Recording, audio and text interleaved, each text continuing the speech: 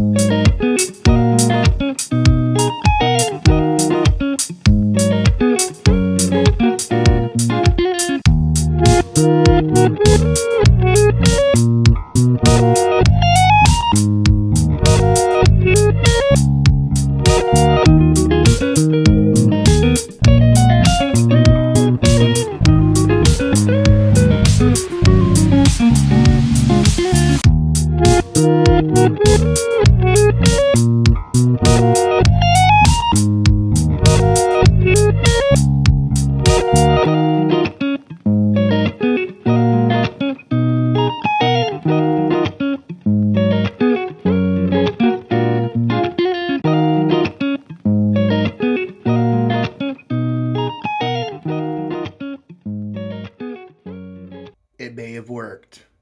Let's try it out. You remember what it sounded like before? Now let's hear it.